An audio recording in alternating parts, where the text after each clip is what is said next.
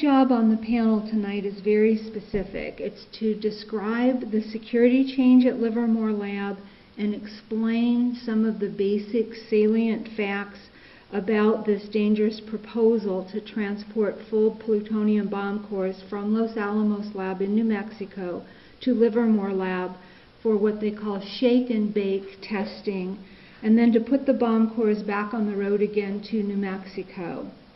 So let me start by describing the security situation and the change at Livermore Lab. On September 30th, 2012, so September 30th of last year, Livermore Lab permanently lost its security authorization to handle, store, or use bomb-usable quantities of plutonium. So that, of course, includes full bomb cores. That's a bomb-usable quantity of plutonium. At that time, Livermore Lab, so the bureaucratic change, changed from what's called a Category 1/2 security infrastructure to a lesser Security 3 security posture, which, as I said, doesn't allow any bomb-usable quantities of plutonium on site. So at that time, the lab laid off or reassigned more than 100 security personnel. And based on my interviews, the change to Category 3 security also involved the removal of the Gatling guns and other high-tech weaponry from the laboratory. Moreover, the training requirements for Security 3 are different than the training for Security 1/2. So the training for the officers changed at the same time. And this is important, and I'm emphasizing it, because it means that the change was deep and permanent. The Department of Energy and NSA cannot wave a wand over it and do what they're presently proposing, which is create security variances from time to time and bring full plutonium bomb cores here to Livermore Lab. That would be a very dangerous situation. Interestingly, both Tri-Valley Cares and the Department of Energy National Nuclear Security Administration heralded the reduction in security and the removal of the plutonium, albeit for different reasons. We in Tri-Valley Cares had been working for years to stop dangerous plutonium activities at Livermore Lab. And in 2008, Tri-Valley Cares investigated and then publicized that Livermore Lab had massively failed a force-on-force security drill. So this is a drill where DOE headquarters folks came out, and they were able to access the plutonium at Livermore Lab. One team of mock terrorists was able to hold their ground and detonate a radiological device, a mock one, here in Livermore, and another team was able to steal the material and leave the site. You cannot fail security any more massively than that. We launched a petition drive to give the community a voice. And so we had volunteers at local supermarkets, at farmers markets, and other venues, and we gathered more than 13,000 signatures on our petition. And this combination of research, outreach, organizing, and advocacy helped create the atmosphere in which the final decision was irrevocably made to remove the bomb-usable quantities of plutonium from Livermore and reduce the security infrastructure.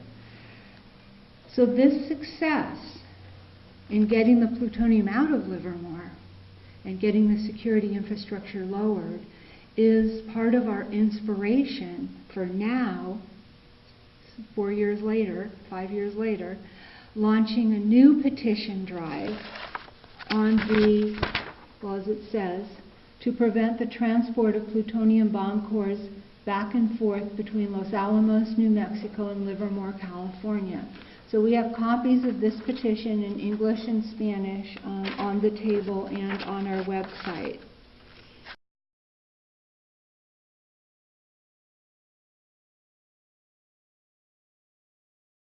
regarding this business of shipping plutonium back and forth to Los Alamos, I noted with interest that Mary Leah said that they hadn't been doing this since 2005. And now all of a sudden they are, or at least they proclaim that they are.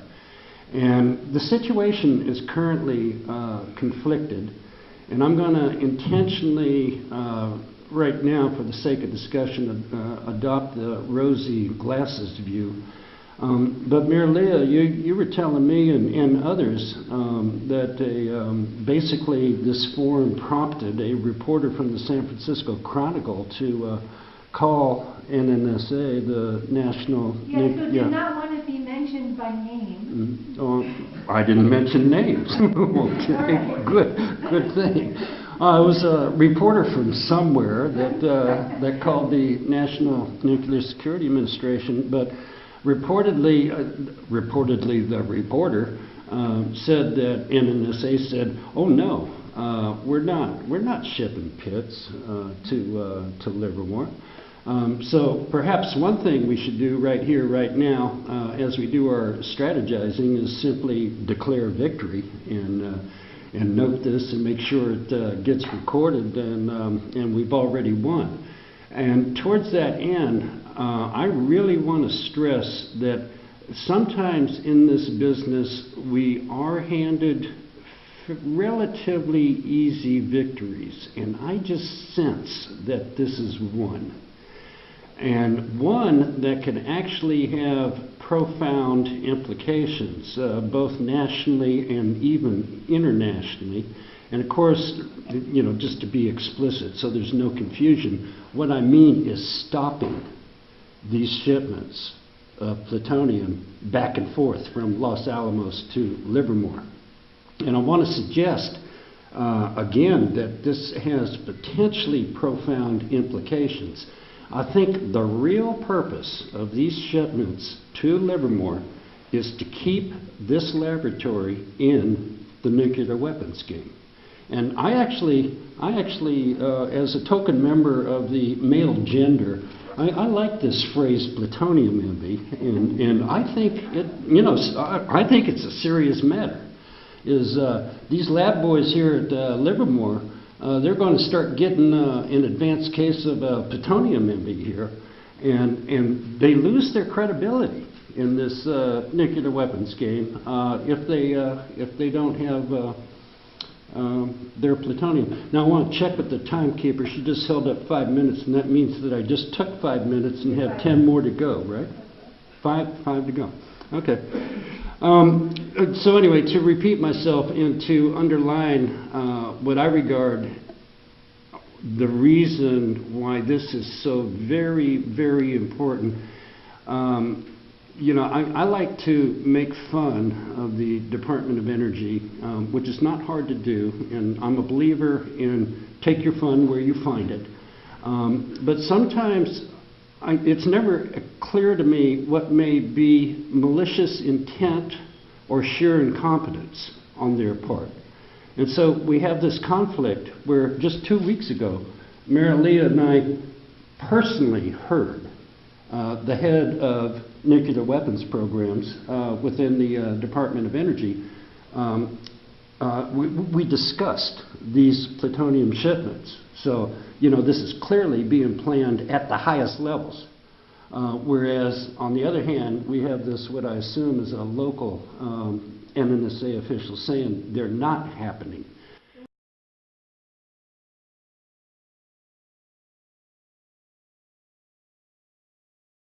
You know, for this group, I don't need to tell anybody about the toll on the environment of nuclear weapons development. We've contaminated large swaths of this nation.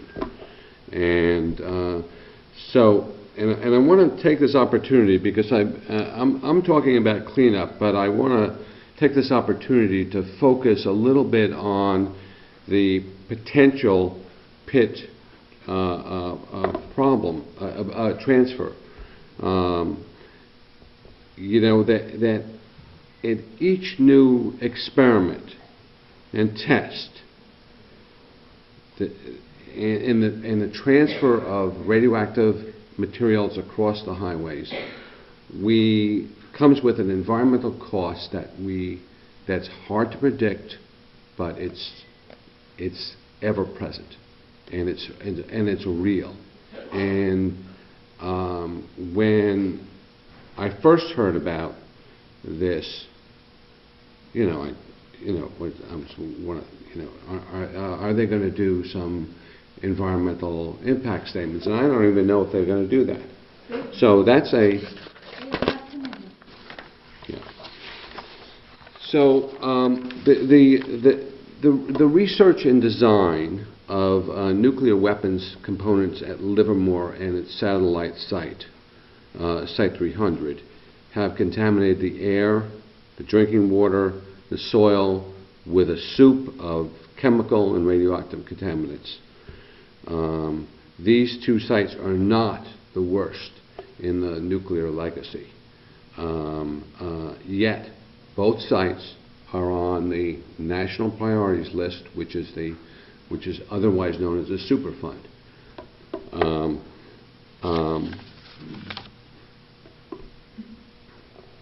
So I'll to describe some of the challenges that we face in cleanup here. I'll focus on only the Livermore site, although Site 300 is just as challenging. And I'll focus here on this site because it's facing some critical. It's at a juncture where it's facing some critical decisions. The lab has been operating soil and groundwater treatment facilities designed to contain and remove contaminant mass for 20 plus years. Releases of contaminants are mainly due to inadequate procedures, failed mechanisms that were supposed to prevent those releases, as well as accidental releases and just plain carelessness.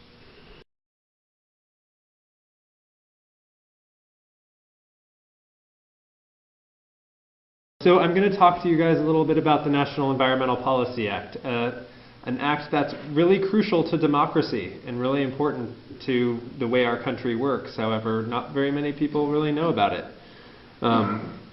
It's really our basic national charter for the protection of the environment, and it didn't come into law until 1970. And really, other than communicating directly with our congressional representatives and senators like Jay was talking about, it's the only other way to have public participation and input into federal decision making before an action is taken.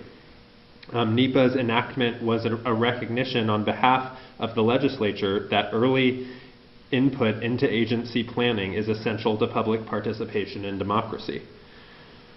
But so far, the NNSA has not conducted any NEPA analysis of the potential impacts on the environment of the shipments of plutonium, as we believe is definitely required.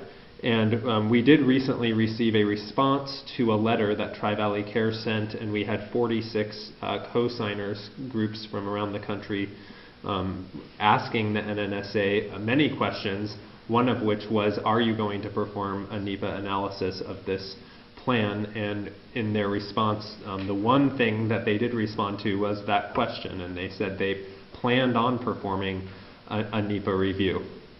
So it's important that we talk a little bit about what that could entail, what we should look for, and how we want to participate in that as a community.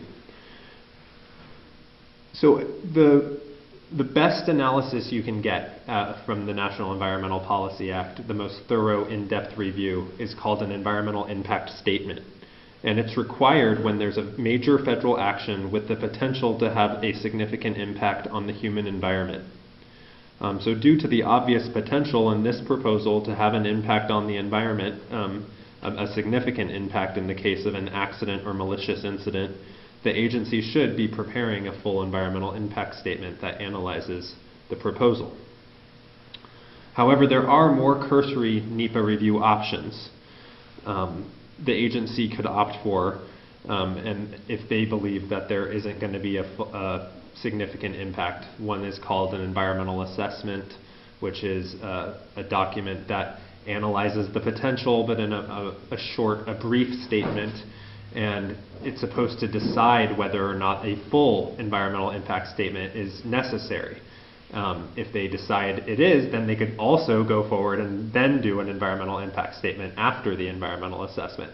If they decide that it's not going to have a significant impact, they released what's known as a FONSI, or a finding of no significant impact, which means they're not going to do an environmental impact statement. So I made a handout too, just so people know. It's on the table, it's blue, it looks like this. It's kind of a basic guide to the NEPA process, so if you're interested in this, please grab one. I wanted to talk a little bit about what the contents of an environmental impact statement are, because it's important for us to know what we're going to get if we get a full environmental impact statement. So it would include the environmental impact of the proposed action. So this would include traditional environmental issues like the impact on species, the impact on groundwater, the impact on air quality. But it also actually includes things that we don't traditionally view as environmental, because the Act includes the human environment. So it would include things like an analysis of transportation, of economics, of the economic impact of something. It would include analysis of the threat of a terrorist attack, even. A full EIS would also analyze any adverse environmental effects which can't be avoided. So that's kind of similar to the first one. But more importantly, it would analyze all reasonable alternatives to the proposed action. And this is crucial in this particular instance because, as Mary Leah very eloquently stated, there are some clear alternatives to this plan that make a lot of sense.